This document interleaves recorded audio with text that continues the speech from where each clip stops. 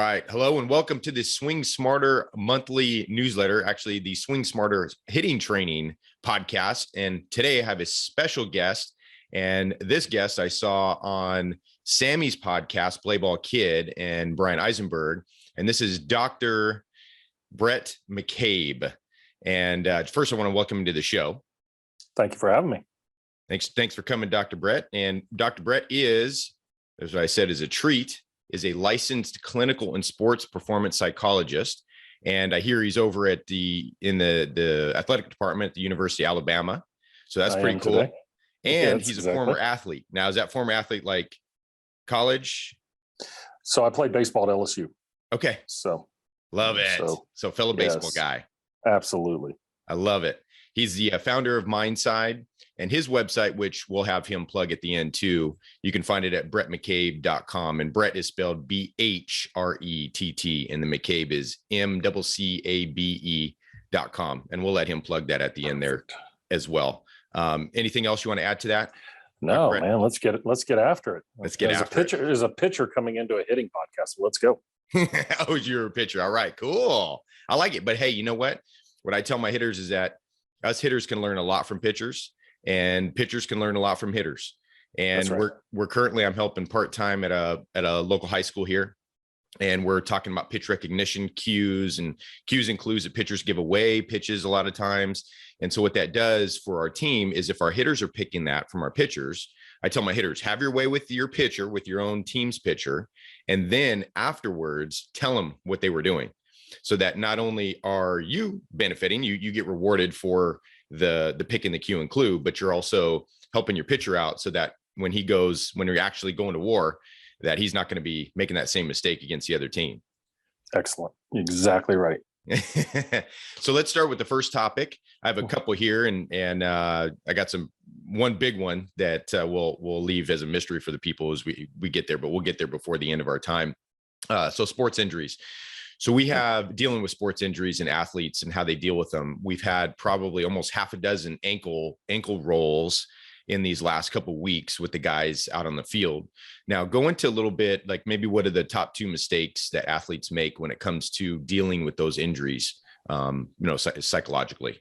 Yeah, I mean, the psychological side of injury is massive. And I think for a long time we've overlooked it because we assume that as the medical side healed, we'd be ready to return to play. But an injury, the psychological side is what got me into psychology. I had some shoulder problems, and that's what turned me on to the psychological side. Is that one thing is athletes try to get back too fast, and they do it not by trying to return to the field. That's every athlete. Every athlete here is 4 to 6 weeks. They try to do it in 3 to 5 or 2 to 4. But the problem is that they try to assume that their previous level of play or functioning is going to return at a much quicker process. And they forget the fact that what got them to that previous level of play was there was a lot of up and downs in it. And so we tend to overvalue our past and over glorify the things that we did and compare that to the struggles we're in today. And that becomes a unfortunate or really difficult challenge. So I think that's one of the big ones. The second thing is that when we return to play, I mean, there's a couple of different stages that the mind goes through, but the last one is return to play. And when we get into the return to play aspects, is that we forget that when we go out to play, there takes a period of grace and forgiveness to realize that every time I run the bases, I'm not checking my ankle. Every time I'm snapping off a breaking ball, I'm not thinking about my elbow, because that takes some trust to be rebuilt there so that the mind can shift away from, I was able to execute without damage. I was able to execute without pain. I was able to execute with a purpose. And as we move through those cycles, we want to get to the execution with purpose, not the prevention or the re-experiencing that often comes with injury. I love that. And some of the other things I think too, the pressure where it could be a coach pressure to get back. I remember in college, I had an army. I was an outfielder, but I think I probably tore my labrum, but we didn't do any surgeries. Same with me. Yep, yeah. Same with me. And painful, like your arm's on fire, and we didn't know that. And I think there's just a pressure to get back into play. And like I said, it's either from the coach or I was talking to one of our players the other day that one of the ankle turns, and it was his dad. dad saying, you need to tough it out. You need to get out there. So what's your advice for some of those athletes? Well, we know we have a much better understanding of the rehabilitative process now, right? And it's not about mental toughness, about being able to play through pain. I think, look, we used to withhold water from people when they trained, and that didn't make them tougher. It just put them at more risk. I think we have to understand that the external pressures that many of our athletes are facing, and as an athlete, we want to get recruited, we want to move to the next level, we want to earn playing time. And we also know that everybody says you shouldn't lose your job if if you're hurt, but it happens, right? It does happen. It's a natural reality. And so I think some of the pressure that's there, we have to look at it and realize that those pressures are true. They are authentic, but the rehabilitative process is pretty empirically research-based. And we have to trust the professionals that knowing what we're going to do. One thing that we do know, and this comes from the world of Titleist Performance Institute, which does a lot of work in golf and injuries, that they're the ones that were behind On Base U, right, is that the experience or the presence of a current injury increases the risk of a more traumatic injury. Because what happens is we overcompromise, we overaccommodate, we're focused on it versus going out there and playing. I mean, as a pitcher, every pitcher wants to go out there without having any soreness in their arm or, but there's certain things that you're okay with. There's other ones that tend to be more of an issue.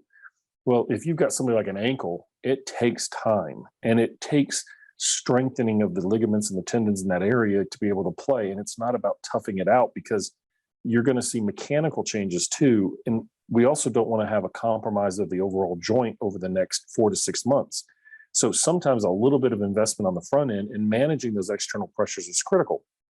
There's one other pressure that it often is overlooked, and it happens when the team moves on without the player, and the player's left behind, the player's not traveling, the player's not whatever. And I always encourage my teams to give a role to the injured players, whether it's, charting pitches or anything like that. I think it's critical, and it keeps the player involved, and it helps them at least feel like they're contributing to the overall team process.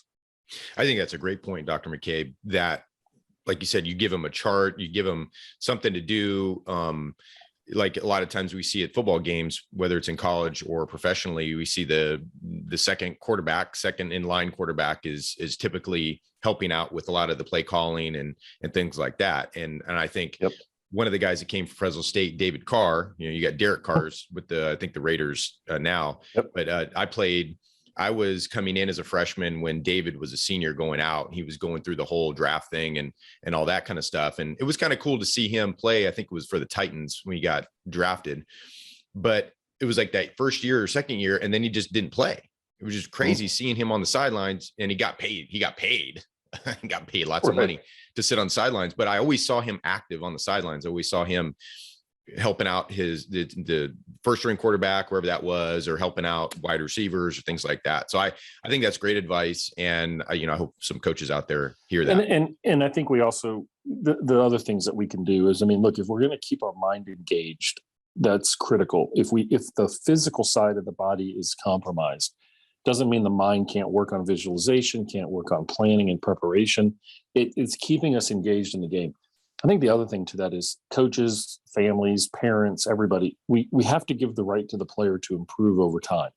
And so we oftentimes take snapshots and try to predict their next 4 to 6 months. Now, those snapshots are just snapshots in time.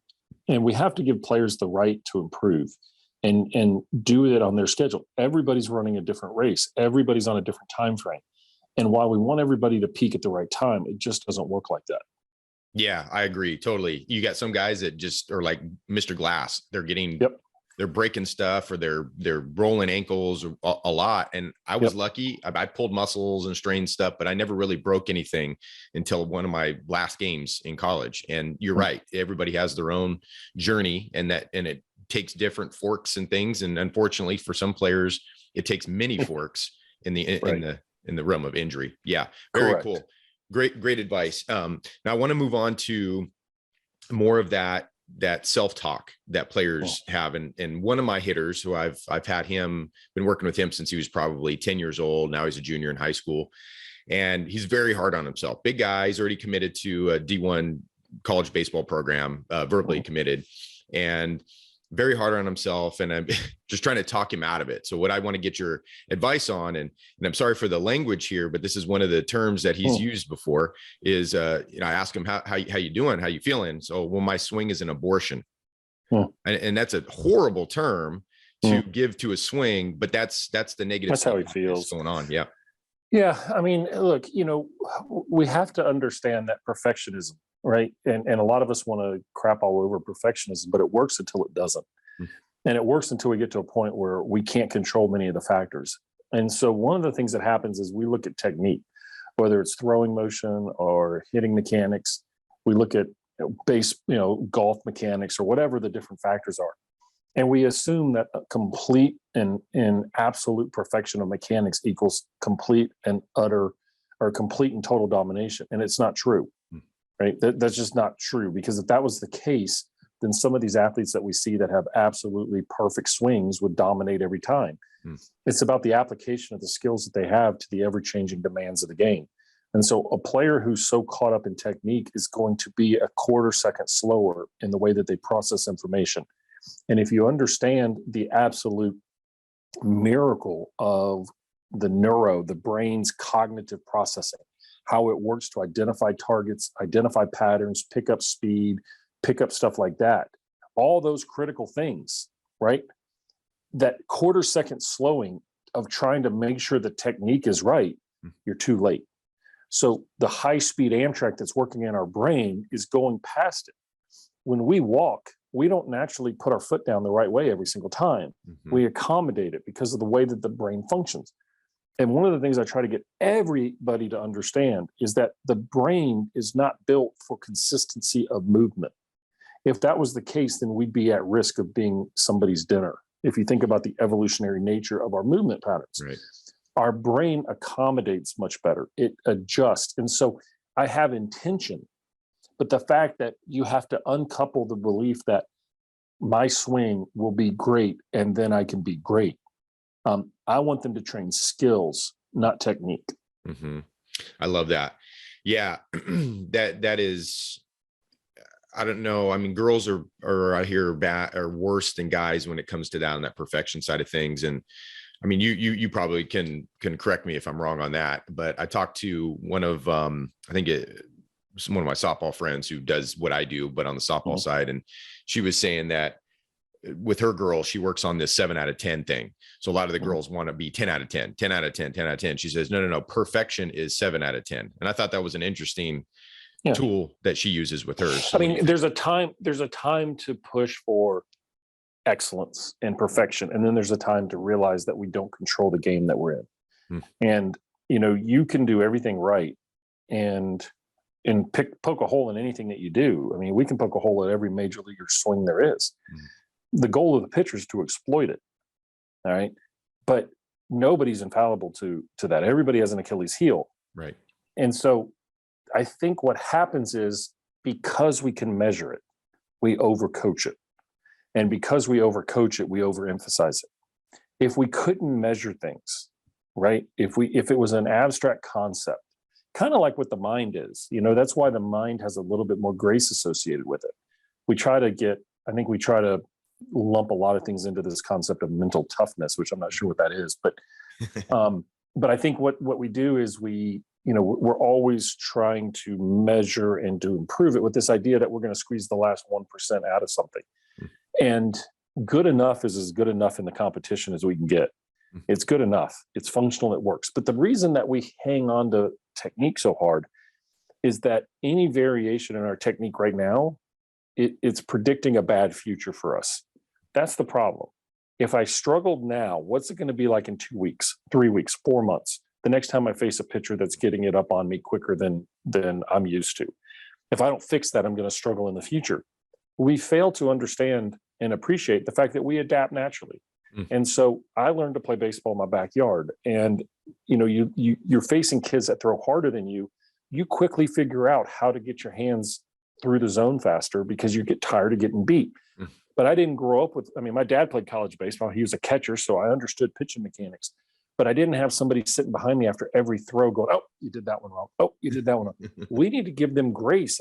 You can't learn to ride a bike if somebody's telling you how to pedal the bike as you're running down the driveway. Give them time to work through it. We don't need to hyper coach them. So I think a lot of the hyper coaching leads to that perfectionism, and it feeds each other in a really bad cycle. I completely agree. And we had an incident the other day where the guys came back off of a weekend on Monday. Was it this week? It was this Monday. And they had a school dance, not saying that was the correlation causation, but they had a great week before the prior with practice, very clean with their catch and things like that. And they were doing rundowns on Monday. And they were just kind of all around the field rundown. So, first to second, second to third, and third to home, pitcher pickoff type stuff. And they just couldn't play catch. Like it was like a whole other team when they were out there. And then, coach starts yelling, and then the guys start yelling at each other, not in a bad way, but hey, let's go. And I just saw this tightening go on like this, and all their brains do this. And it almost bred more overthrows and throws down into the dirt. Any experience on that? Well, yeah. I mean, to me, the first thing we can do as the coach is never assume that they're going to be better. Yeah. I think we have to assume that they're going to struggle. And if you look at different factors, I hear coaches all the time say, they came back from break, they look great, or they came back from a break and I couldn't believe they weren't ready. It was like, well, why would you assume that they were going to be in a better spot? Why would you assume any of that? That's why you're there, is to assume that they're not going to be, and to have a plan for it instead of being disappointed and angry. And then reinforcing the fact that they struggle, use the struggle as a way to show them and teach them how to work through it. Yes, I can be frustrated that their attention and focus is off, but I can also stop it and say, hey, listen, here's the truth. This is what's going to cost us a game. Now, I'm going to leave it up to you guys to figure this out and see who shows back up. Now, you teach that ability to rebound. You've taught a lot more than crapping all over somebody. Now, I'm not saying I don't believe in coaching hard.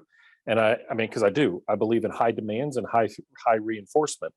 And sometimes reinforcement means we got to come back at them with some energy, as long as it's appropriate and they're ready for it. Right. But I think at the same time, as coaches, I think a lot of times we get frustrated because if they're struggling, it's a reflection upon us, versus this is what I expected. These are high school kids that are coming off of a weekend. Do I really expect them to be dialed in? And if we can't expect our pros to do it, why in the heck should I expect my high school kids to do it? Right? A high school kid's going to make the wrong throw in the field at some point. Like, it's going to happen. A high school kid's going to fail to get a bunt down. Well, shoot, our major leaguers can't even get bunts down now. Right. It's like watching a basketball game. People get upset that a guy can't make free throws. It's like he's a 42% shooter from the field. You expect him to be a 93% shooter from the free throw. And so we have to be aware of, that's why we coach, is to lead them through that, to coach them through that, and to help them understand how they can manage it. If they can't manage it and they can't work through it, then we're not teaching them to be better. We're teaching them that it's all about the aversion of critique. It's all about the prevention of struggle, and that just creates a really bad model. I agree completely. I want to move on to the subject I really wanted to talk to you about, and it's on depression and COVID. COVID related depression with our athletes. Yeah. Now we're going on almost year 3 of everything that they're going through with the schools. I think it's the third decade. Third. Yeah. Good point. What do you, and it leads into some tough talks where, we're talking about suicide rates and things like that. Like what's your initial analysis? Yeah. So as a clinician, and my expertise was in kind of the interplay between the medical and psychological. This is a really bad convergence of some issues. What COVID did is it was a hidden enemy. It is a hidden enemy that we can't see.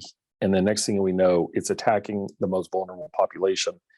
We're all having to make sacrifices for it, but it's attacking one of the most vital parts of human experience, which is social connection. The simple use of masking, and I'm not arguing about masking, but it creates a barrier between people. And staying away from people. My heart breaks for people who died in the hospital without their family members who didn't have COVID, right, or may have had a positive but died of something else. My stepdad was just in the hospital. My mom couldn't go up there at first.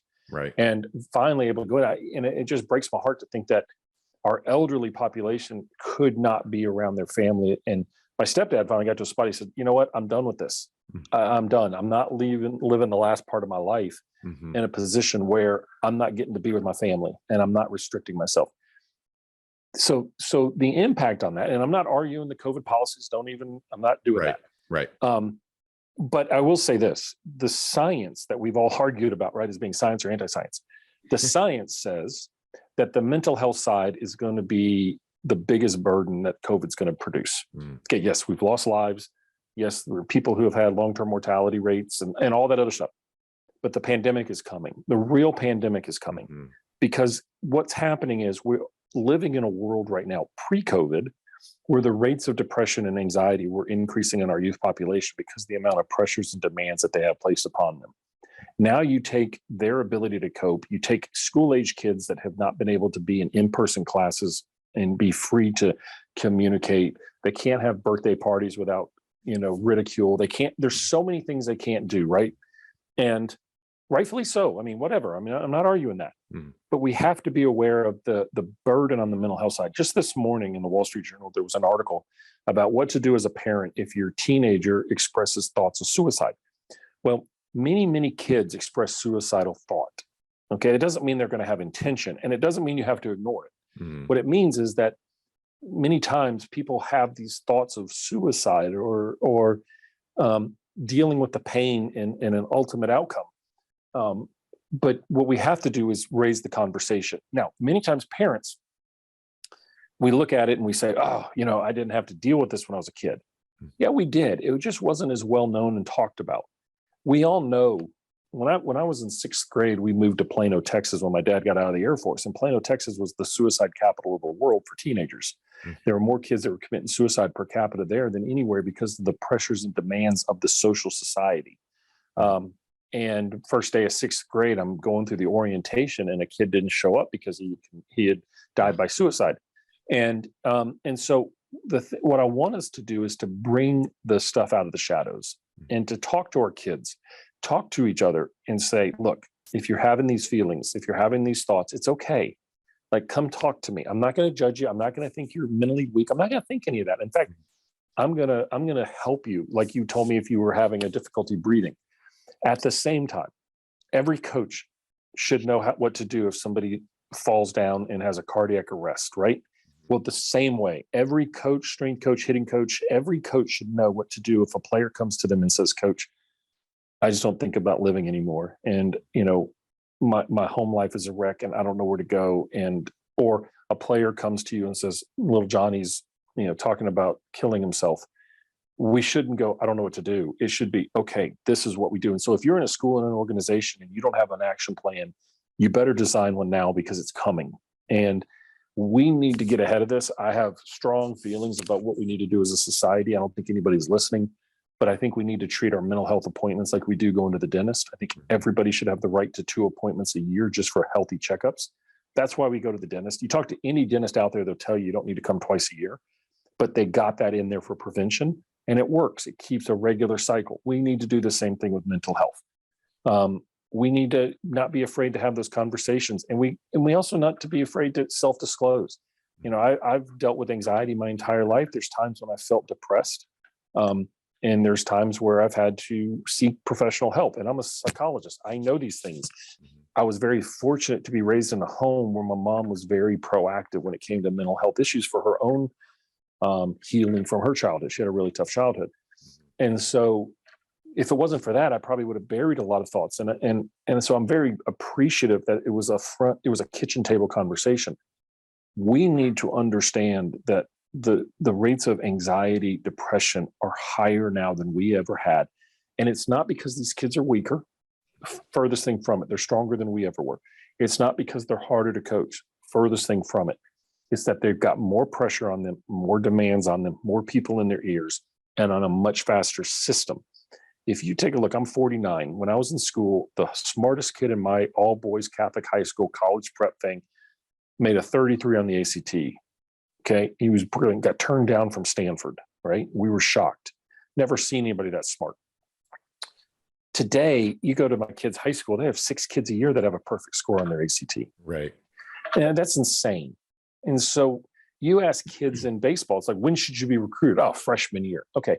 I was 5'3" my freshman year. I played 1 year of varsity baseball and I grew to be 6'5". Mm-hmm. And thankfully, Coach Bertman at LSU gave me an opportunity to come there, redshirt, and mature within the program. And he told me, look, you're not going to play until your third or fourth year. And he was right.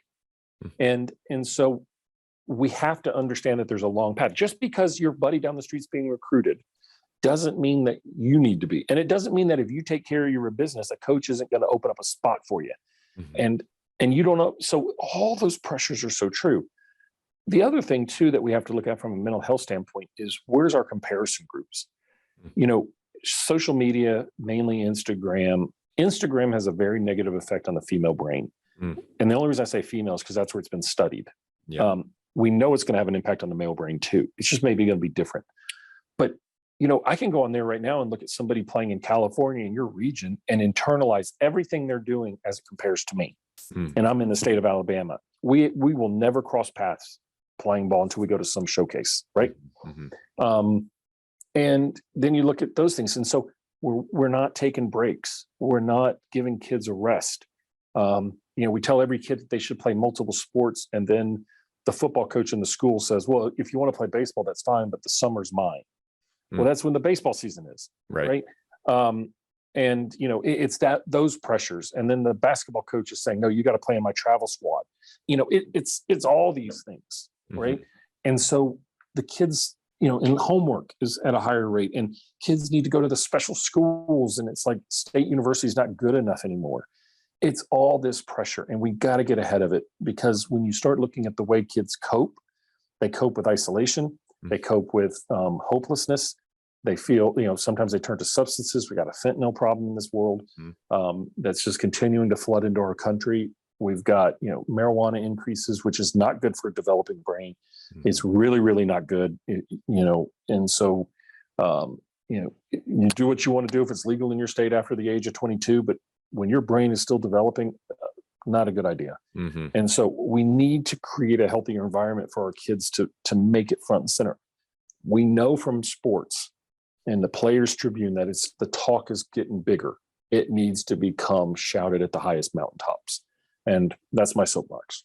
I agree. And I appreciate you sharing that message. And it's a very important message. Like you said, I think it's a tsunami coming, and we just we don't know it yet. So I appreciate that.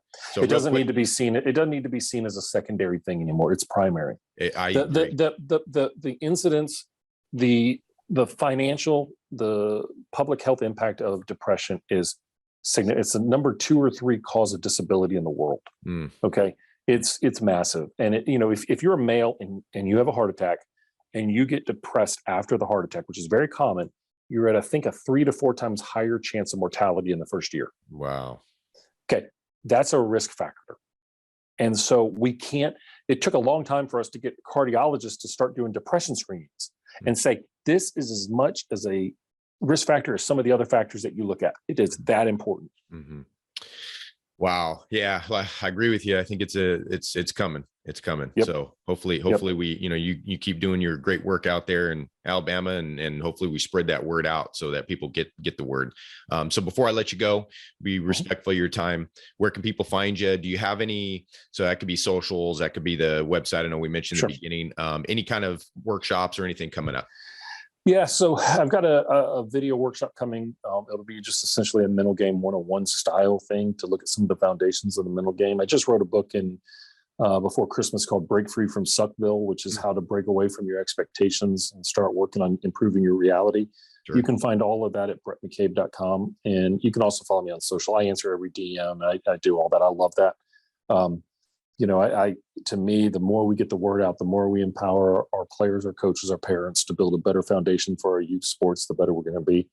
I was fortunate. I had tremendous sports parents. I couldn't have asked for anything better, but I know that not everybody does. And so I want to make sure I pay it forward.